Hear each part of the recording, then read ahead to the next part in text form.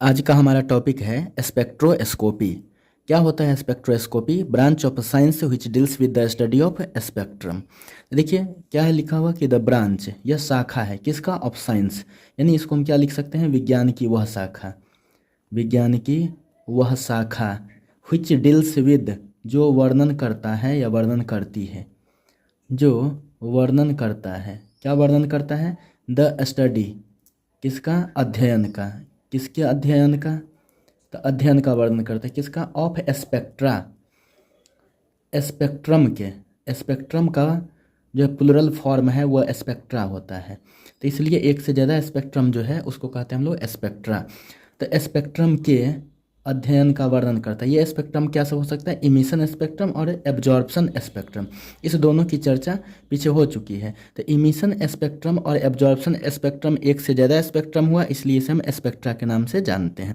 तो इसलिए हम ऐसे कह सकते हैं कि the branch of science which deals with the study of spectra is called, कहलाती है स्पेक्ट्रोस्कोपी। इसको हम स्पेक्ट्रोस्कोपी के नाम से जानते हैं। अब है देखिए कि the spectrum of visible light, visible light का, क्योंकि इलेक्ट्रोमैग्नेटिक वेव का स्पेक्ट्रम इलेक्ट्रोमैग्नेटिक स्पेक्ट्रम कहलाता है।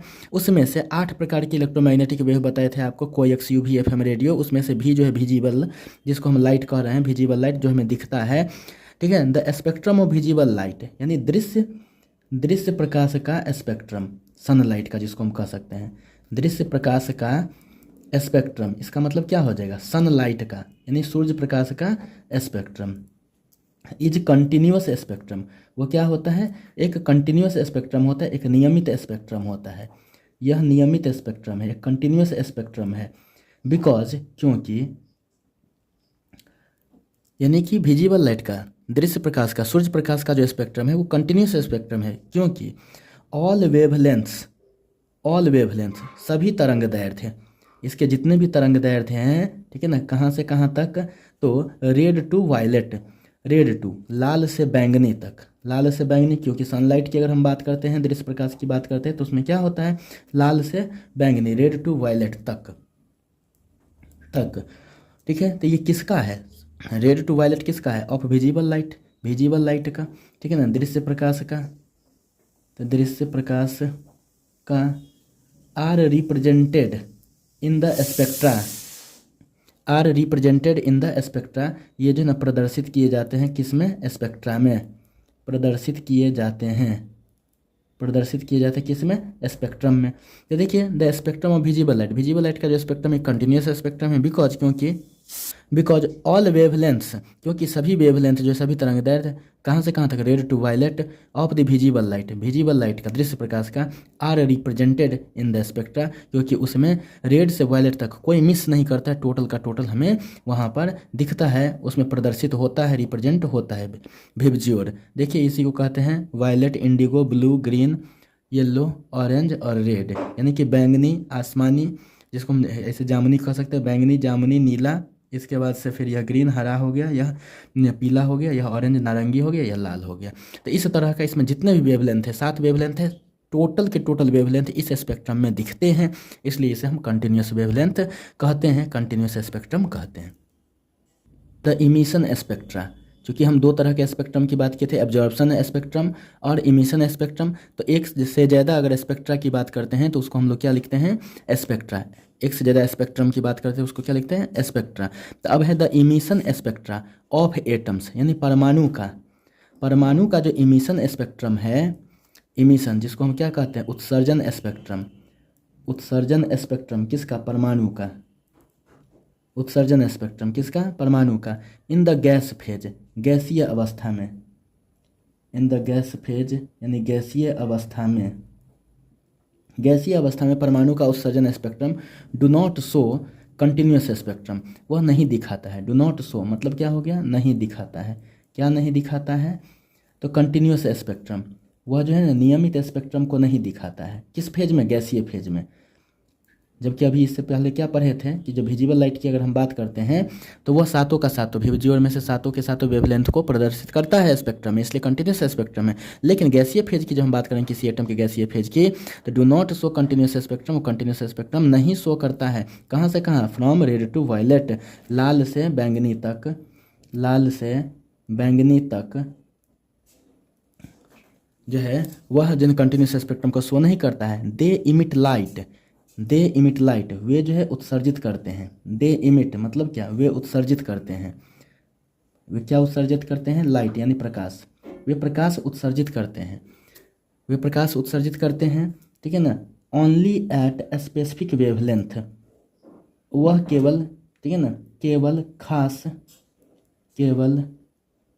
खास तरंग दैर्ध्य पर, केवल खास तरंग दैर्ध्य पर ही वह क्या करते हैं, प्रकाश को उत्सर्जित करते हैं। With dark spaces, dark space के साथ, यानी काले क्षेत्र हम लिख सकते हैं, काले क्षेत्र के साथ, बिटवीन देम उनके बीच। अब किनके बीच, इसकी बात भी बताते हैं।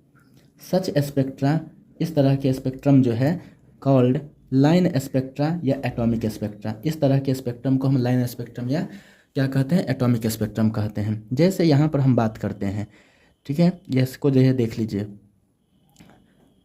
इसमें अगर हम 7 जो है ना बनाएं तो देखिए कैसे कैसे बनेगा। 1 2 3 4 5 हो गया, 6 इसे बना दीजिए और 7 यहाँ पर। इसमें हम रख दें तो यह क्या है, विबज्योर है। इसको हम रख दिए तो विबज्योर है। ये पूरा का पूरा इसमें जो है ना वेवलेंथ इसमें शो हो रहा है, तो इसको कहेंगे कंटिन्यूअस। इसको क्या कहेंगे, कंटिन्यूअस कहेंगे। ये कंटिन्यूअस स्पेक्ट्रम है। लेकिन सेम चीज़ इसमें हो तब क्या होगा, इस चीज़ को हमें देखना है। अगर सेम चीज़ इसमें हो तो भी दिखा मान लेते हैं, फिर आई नहीं दिखा, बी दिखा, फिर जी नहीं दिखा, वाई दिखा, फिर ओ नहीं दिखा, आर दिखा, इस तरह से। तो यहाँ पर क्या हुआ कि यह कंटिन्यूअस नहीं है, यह है डिसकंटिन्यूअस। तो डिसकंटिन्यूअस हो गया है, यह हो गया डिसकंटिन्यूअस, यह डिसकंटिन्यूअस हो गया। तो इसको कहते हैं कंटिन्यूअस स्पेक्ट्रम, इसको कहते हैं डिसकंटिन्यूअस स्पेक्ट्रम। अब वही चीज़ तो यहाँ पर बताया गया है कि जब गैसियस फेज की बात करते थे, emission spectra of atoms in the gas phase do not show continuous spectrum. Gas phase में कंटिन्यूअस स्पेक्ट्रम नहीं शो करता है। From red to violet, red से लेकर के वायलेट के बीच में जो है ना, यह कंटिन्यूअस स्पेक्ट्रम को शो नहीं करता है। दे इमिट लाइट, यानी कि वे प्रकाश उत्सर्जित करते हैं, ओनली एट स्पेसिफिक वेवलेंथ, वह किसी निश्चित जो ना केवल खास तरंग दैर्ध्य पर ही वह प्रकाश उत्सर्जित करता है। With dark spaces between them, उनके बीच डार्क स्पेस के साथ। तो समझ लीजिए कि यहाँ पर इंडिगो था, इंडिगो का वेवलेंथ जो है यहाँ पर नहीं शो होगा। वो दिखेगा कहाँ पर, केवल वायलेट दिखा तो मान लेते हैं वायलेट दिखा तो फिर ब्लू दिखेगा, इंडिगो नहीं दिखेगा। ब्लू दिखा तो फिर जो है ना यहाँ पर ग्रीन नहीं दिखेगा, ग्रीन के जगह पर क्या रहेगा, डार्क स्पेस रहेगा। ग्रीन के जगह पर क्या रहेगा, डार्क स्पेस। फिर येलो दिखेगा, इसके बाद से फिर क्या रहेगा, डार्क स्पेस रहेगा। यह काला क्षेत्र रहेगा, अंधेरा क्षेत्र रहेगा, ठीक है ना। तो यहाँ पर वो क्या किया कि वह कंटिन्यूसली नहीं दिख रहा है किसी खास वेवलेंथ को। जो कलर दिख रहा है, जो जो कलर दिख रहा है, यहाँ पर वायलेट दिख रहा है, ब्लू दिख रहा है, येलो दिख रहा है, रेड दिख रहा है, इसका मतलब क्या, उसी वेवलेंथ को केवल वो शो कर रहा है।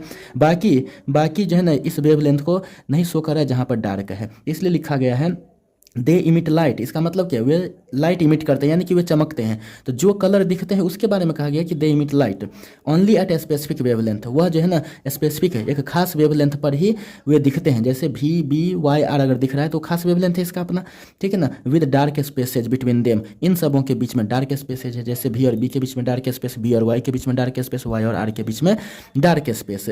सच स्पेक्ट्रा, इस तरह से जो ये स्पेक्ट्रम प्राप्त हुआ डिसकंटिन्यूअस स्पेक्ट्रम, उसी को कहते हैं हम लोग लाइन स्पेक्ट्रम या एटॉमिक स्पेक्ट्रा, ठीक है ना। स्पेक्ट्रा जो है स्पेक्ट्रम का प्लूरल वर्ड है, ये तो पता है आपको। तो इसमें क्या हो गया, लाइन खींचा गया। क्यों लाइन खींचा गया, क्योंकि यहाँ पर क्या है, डार्क स्पेस आ गया। ऐसे में लगातार है कलर दिख रहा है हमें, तो इसलिए कंटिन्यूस स्पेक्ट्रम है। और ये डिसकंटिन्यूस है जो किस में बनता है, गैसियस फेज में, किसी एटम के द्वारा ऐसा होता है, ठीक है ना। तो इसको हम लाइन स्पेक्ट्रा या एटॉमिक स्पेक्ट्रा, लाइन स्पेक्ट्रा और एटॉमिक स्पेक्ट्रा जो है किस फेज से रिलेटेड है, गैसियस फेज से रिलेटेड है। अब क्वेश्चन है कि why do line spectra called सो।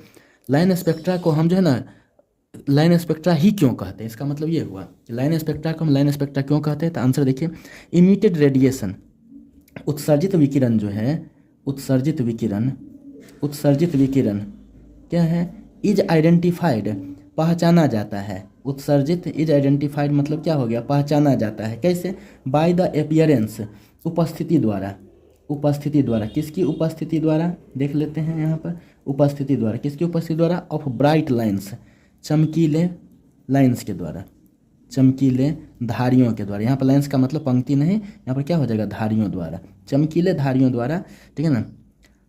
चमकीले धारियों की उपस्थिति द्वारा जो है ना पहचाना जाता है। कहाँ? इन द स्पेक्ट्रा, स्पेक्ट्रम में। सो इसलिए they are called line spectra, इसलिए ये क्या कहलाते हैं? लाइन स्पेक्ट्रा कहलाते हैं। तो फिर से ध्यान दीजिए, इमिटेड रेडिएशन, जो रेडिएशन इमिट होता है, जो विकिरण उत्सर्जित होता है, वो पहचाना जाता है किसके द्वारा? बाय द अपीयरेंस, उपस्थिति द्वारा। किसका उपस्थिति? अपीयरेंस मतलब उपस्थिति होता है, किसका उपस्थिति?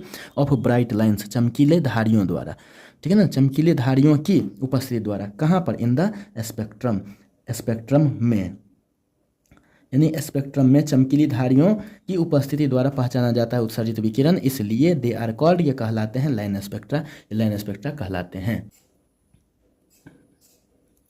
अब देखिए यहाँ पर है line emission spectra, line emission spectra. Line spectrum तो पढ़ ही लिए, एटॉमिक स्पेक्ट्रा जिसको कहते हैं, उसमें भी इमिशन, उत्सर्जन करने वाला, उत्सर्जित करने वाला।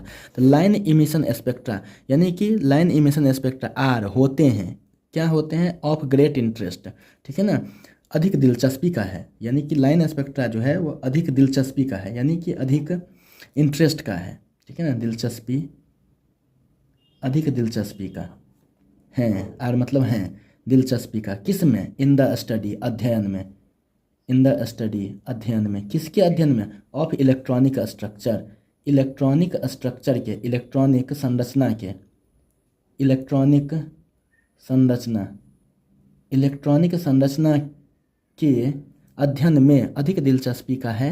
क्या है अधिक दिलचस्पी का? वह है line emission spectrum. Each element has a unique, प्रत्येक तत्व के पास, प्रत्येक तत्व का अ यूनिक मतलब जिसको हम कहते हैं क्या? अद्वितीय, यूनिक मतलब होता है अद्वितीय। Line spectrum, line emission spectrum, line emission spectrum होता है। तो यहाँ पर देखिए कि यहाँ पर हमने किस पॉइंट की बात अगर देखा तो क्या लिखा कि लाइन इमिशन स्पेक्ट्रम क्या होते हैं? The line emission spectra are of great interest in the study of electronic structure. Electronic structure के स्टडी में यह अधिक दिलचस्पी का चीज़ है, अधिक जो है ना इंटरेस्ट का चीज़ है। कौन? Line emission spectra. उसमें भी कहा गया प्रत्येक एलिमेंट के पास जो है ना यूनिक लाइन इमिशन स्पेक्ट्रा होता है। ऐसा क्यों होता है? तो ठीक देखिए इसको कैसे रिलेट किया गया है इस पॉइंट में। देखिए द कैरेक्टरिस्टिक लाइन्स, यानी कि विशेष धारियाँ, विशेष लाइन जो है, लाइन मतलब यहाँ पर धारियाँ, धारी, विशेष धारियाँ in atomic spectra, atomic spectra में बताए थे, अभी डिसकंटिन्यूस स्पेक्ट्रा में बताए थे ना, जो है ना ब्राइट डार्क ये सब तरह से था, ठीक है। तो उसी को क्या कहते हैं? तो ब्राइट, ये जो डार्क था दो वेवलेंथ के बीच में, वही क्या किया? उसको अलग कर दिया, जिसके चलते धारी का निर्माण हुआ, यानी कि लाइन का निर्माण हुआ। तो इसलिए कहा गया कि एटॉमिक स्पेक्ट्रा में the characteristic lines can be used, प्रयुक्त किया जा सकता है या प्रयोग किया जा सकता है, प्रयोग किया जा सकता है। कैसे प्रयोग किया जा सकता है? इन केमिकल एनालिसिस, रासायनिक विश्लेषण में, रासायनिक विश्लेषण में, रासायनिक विश्लेषण में क्या करने के लिए? टू आइडेंटिफाई, पहचानने के लिए, पहचानने के लिए, पहचानने के लिए किसको? अननोन एटम्स, अज्ञात परमाणुओं को, अज्ञात परमाणुओं को पहचानने के लिए, अज्ञात परमाणुओं को। इन द सेम वे, ठीक उसी तरह, इन द सेम वे मतलब ठीक उसी तरह, किस तरह? एज फिंगरप्रिंट्स आर यूज्ड, जैसे फिंगरप्रिंट, जैसे फिंगरप्रिंट, जैसे फिंगरप्रिंट प्रयुक्त होता है। आर यूज्ड मतलब क्या? प्रयुक्त होता है, यानी उपयोग में आता है। टू आइडेंटिफाई पीपल, लोग को पहचानने के लिए, लोग को पहचानने के लिए, लोगों को पहचानने के लिए। तो जिस तरह से लोगों को पहचानने के लिए उसका जो है ना फिंगरप्रिंट होता है, डीएनए टेस्ट होता है, उसी तरह से जो है ना एक कैरेक्टरिस्टिक लाइंस का जो है एटॉमिक स्पेक्ट्रा में कैरेक्टरिस्टिक लाइंस का उपयोग जो है क्या होता है? केमिकल एनालिसिस के लिए। किसके? केमिकल एनालिसिस के लिए। टू आइडेंटिफाई अननोन एटम्स, अज्ञात परमाणुओं को। तो कैसे? तो अब मान लेते हैं कि किसी परमाणु की बात करेंगे तो इस तरह से क्या होगा कि किसी एलिमेंट का पता चल गया, क्योंकि हम लोग जानते हैं कि एलिमेंट का स्मॉलेस्ट पार्टिकल से क्या होता है? एटम होता है। यानी कि अगर एटम का पता चल रहा है तो एलिमेंट का पता चल जाएगा, एलिमेंट का पता चल गया तो एटम का पता चल जाएगा। कि अब जो है यहाँ पर हम देख रहे हैं कि आज हमारे पीरियोडिक टेबल में 118 एलिमेंट है। तो अब कैसे? क्या सब लोग मतलब सारा का सारा जो एलिमेंट्स है एक लाइन से जो है ना खोजा गया? नहीं, एक लाइन से नहीं खोजा गया। ठीक है ना, उस चीज़ को जो है ना जो मिल गया उसको फिर क्या किया गया, तो सबसे पहले उसका स्पेक्ट्रम निकाला गया, एटॉमिक स्पेक्ट्रम निकाला गया, एटॉमिक स्पेक्ट्रम या लाइन स्पेक्ट्रम निकाला गया। उस लाइन स्पेक्ट्रम से मैच करा गया किसको, जो पहले से मौजूद एलिमेंट है जो खोजा गया है पहले से, उसके लाइन स्पेक्ट्रम से मैच कराया गया। अगर उससे मैच कर गया तो इसका मतलब क्या, जो अभी वाला जो ये अननोन है, जो नया है, वह पहले से मौजूद है। अगर मैच नहीं किया तो पहले से मौजूद नहीं है और इसको नया एलिमेंट नाम दिया जाएगा, और उसका जो भी साइंटिस्ट रहेंगे उसके नेम से, चाहे फिर किसी अदर उसके गुणों से रिलेट करके उसका नाम दिया जाएगा। तो इसलिए यहाँ पर कहा गया कि characteristic lines in atomic spectra, atomic spectra में यानी लाइन स्पेक्ट्रा में जो विशेष लाइन होते हैं, कैन बी यूज्ड, प्रयुक्त होते हैं, प्रयोग किए जा सकते हैं, किस में, इन केमिकल एनालिसिस, रासायनिक विश्लेषण में। क्या करने के लिए, रासायनिक विश्लेषण में, टू आइडेंटिफाई, पहचानने के लिए। किसको पहचानने के लिए, अननोन एटम्स, अज्ञात परमाणुओं को। किस में, इन द सेम वे, ठीक उसी तरह, एज फिंगरप्रिंट्स आर यूज्ड, जैसे फिंगरप्रिंट प्रयुक्त होता है क्या करने के लिए, टू आइडेंटिफाई पीपल, जिस तरह से मतलब लोगों को पहचानने के लिए फिंगरप्रिंट होता है यानी डीएनए टेस्ट होता है, उसी तरह से जो है नया एलिमेंट या नया एटम को पहचानने के लिए एटॉमिक स्पेक्ट्रा का या लाइन स्पेक्ट्रा का कोई कैरेक्टरिस्टिक, कोई विशेष लाइन का प्रयोग किया जाता है। अगर मैच कर गया पहले से जो मौजूद है एलिमेंट, तब वह नया एलिमेंट नहीं। अगर पहले से जो मौजूद है उसके स्पेक्ट्रम से मैच नहीं किया तो उसको कहते हैं हम लोग कि यह नया एलिमेंट है। अब देखिए जर्मन केमिस्ट रॉबर्ट बुन्सन, तो देखिए रॉबर्ट बुन्सन जो एक जर्मनी के केमिस्ट थे, उनका जन्म जो है 1811 में और मृत्यु जो है 1899 में है। Was one of the first, वह सबसे पहला, ठीक है ना, व्यक्ति थे, इन्वेस्टिगेटर, अच्छा खोजकर्ता, वह पहला इन्वेस्टिगेटर थे, to use line spectra to identify element, जिसने लाइन स्पेक्ट्रा का यूज किया तत्व को पहचानने के लिए। तो तत्व को पहचानने के लिए लाइन स्पेक्ट्रा का यूज करने वाले जो खोजकर्ता, इन्वेस्टिगेटर का मतलब क्या हो गया, खोजकर्ता, कौन थे, तो वह जर्मन केमिस्ट, केमिस्ट्री के साइंटिस्ट को केमिस्ट कहें, जर्मन केमिस्ट रॉबर्ट बुन्सन। रॉबर्ट बुन्सन ने जो है ना इसको लाइन स्पेक्ट्रा का यूज किया, क्या चीज़ करने के लिए, नए एलिमेंट को पहचानने के लिए, आइडेंटिफाई करने के लिए। एलिमेंट्स लाइक रूबिडियम, एलिमेंट तत्व जैसे कि रूबिडियम, इसको क्या पढ़ते हैं, रूबिडियम पढ़ते हैं, और इसका जो है संकेत होता है आरबी। इसके बाद से इसको सीजियम पढ़ते हैं, इसका संकेत होता है CS। इसको पढ़ते हैं थैलियम, यह थैलियम है, TL होता है इसका संकेत, यह थैलियम है। इसके बाद से इसको इंडियम पढ़ते हैं, IN होता है इसका सिंबल, यह इंडियम है। इसका संकेत क्या होता है, इसका सिंबल क्या होता है, IN। गैलियम है, गैलियम का होता है GA। इसके बाद से यह है स्कैंडियम, स्कैंडियम का होता है SC। तो elements like rubidium, caesium, thallium, indium, gallium and scandium were discovered, खोजा गया,